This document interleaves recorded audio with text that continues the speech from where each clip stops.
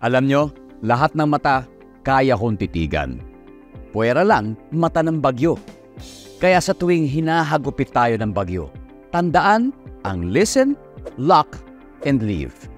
Listen, makinig sa balita tungkol sa direksyon at lokasyon ng bagyo.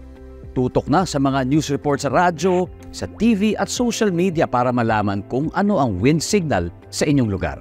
Abangan din ang payo ng inyong LGU. Next, lock. Isara mga pinto, bintana, cabinet at main switch ng inyong bahay bago lumikas o pumunta sa evacuation center. And finally, leave. Lumikas ng mahinahon.